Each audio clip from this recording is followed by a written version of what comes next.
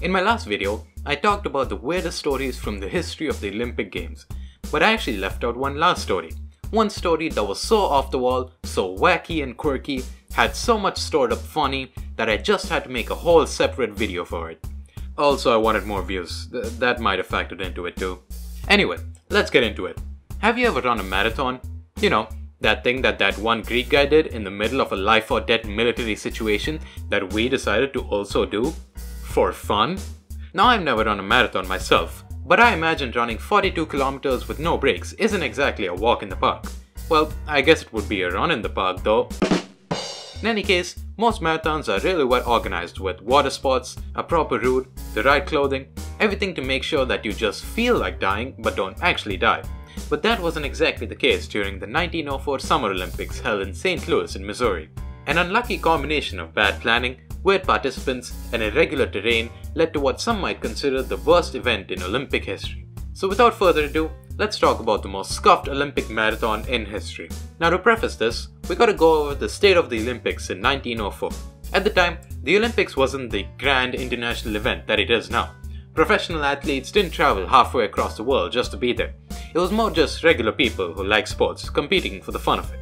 There weren't thousands of cameras filming everything, millions of TV viewers, it was all a lot more laid back. Unfortunately for them, the rules and regulations were also a lot more laid back. This was the first time that the Olympics were being hosted in America, and so they decided to do something special by hosting a marathon in honor of the Olympics' Greek origins. It was a pretty good idea on paper. I mean, the marathon is a pretty famous Greek invention, so it makes sense to include it as an event to honor the country. But remember how I said that the rules and regulations were laid back? Well, at this point, there weren't really any standards for the athletes, the organizers. They could do whatever they wanted to, short of, I guess, killing their opponents. At least intentionally. But this lack of standards led to one of the weirdest races in the history of the Olympics. First, let's talk about the participants. There were 32 total runners participating, and a few of the runners were famous marathoners who had won Olympic marathons before. These guys were experienced in running and had been practicing for this race for a while. On the complete other end, they had 10 Greek guys who'd never run a marathon in their entire lives, but just decided to show up for the fun of it. So, you know, it's a pretty balanced race. You also had 2 guys from a tribe in South Africa who also just showed up to the starting line completely barefoot. At this point, I'm pretty sure the organizers just wanted to watch the chaos happen. On a more inspirational note, you also had a Cuban mailman named Felix Carbajal who had to raise money to come to the Olympics by trekking through the entirety of Cuba.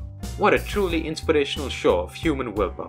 Then he instantly ruined it by immediately gambling away the rest of his money as soon as he reached America, which led to him having to walk all the way to the Olympics.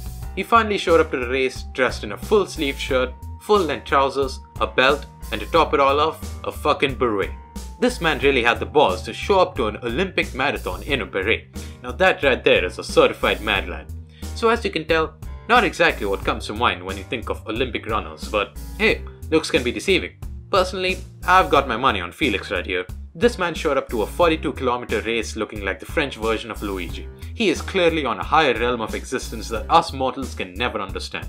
Now let's get to the track that they would run on. It wasn't made specifically for marathoning, cause, you know, a 42-kilometer empty stretch of road is pretty hard to find in a city with 300,000 residents. But I guess the organizers just drew a fucking line on a map and thought it was good enough, because this track wasn't any ordinary track. You see, normally the organizers would want the best experience for the runners so that they can perform at their best level. But this time, they decided to do something different and try to fucking murder them. The track was filled with steep hills that the runner had to climb up, paths filled with dust that went into their lungs, and let me tell you, when you're running 42 whole kilometers, dust is the last thing that you want going into your lungs. The path also had sharp rocks, pretty obvious why this was dangerous, and some were just actual roads with cars that the runners had to dodge.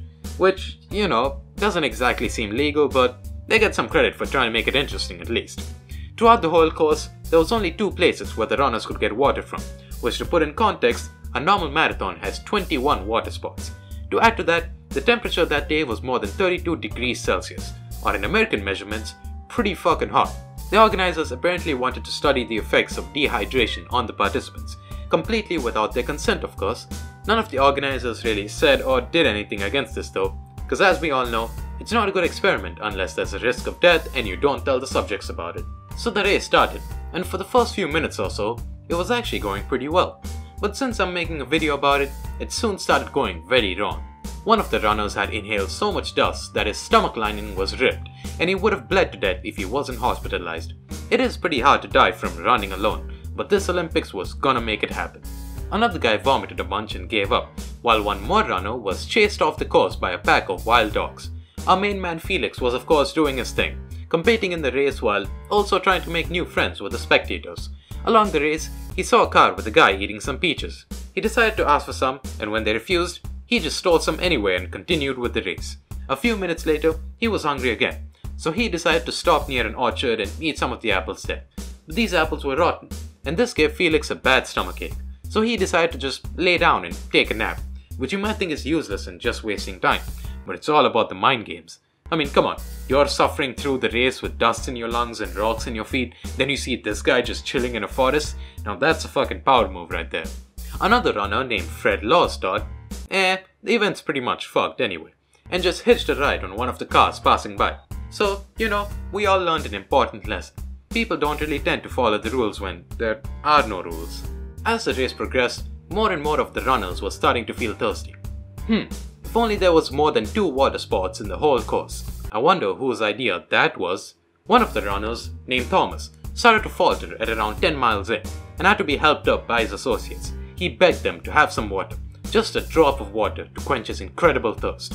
His helpers looked at him and were like, "We don't have water, but would you like a water-filled sponge in these trying times? Just shove it in there, look at you, you're good as new. Just keep on running the race, you'll be fine."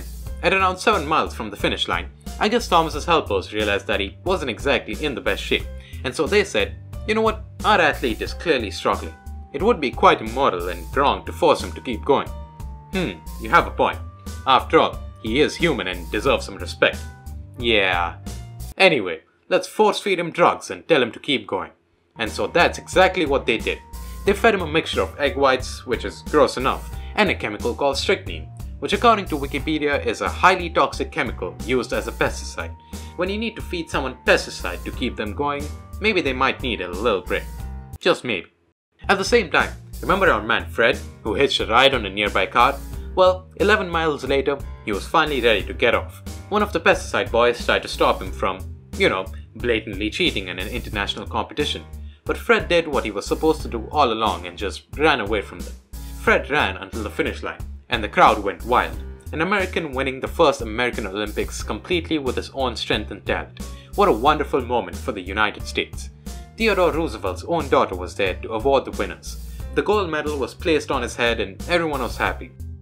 For around a minute or so, until news arrived of Fred's automobile escapades. Fred, now faced with an angry crowd and an even angrier daughter of the president, used an age-old tactic and said, "It's just a prank, bro." Yep, he really did try to justify ruining a worldwide competition by saying it was a joke. As for our guy Thomas, well, as you probably expected, he wasn't really doing too well after being pumped up with rat poison. At this point, I'm pretty sure he was just running on pure muscle memory alone, because he doesn't exactly look like he can make conscious decisions. His trainers, the pesticide boys, were right by his side though, giving him a little dose of the chemical whenever he slowed down. At some point during this, the man was basically a zombie running purely on rat poison and his willpower to win the Olympic gold. All the chemicals in his blood caused him to start hallucinating. The finish line kept getting further and further away.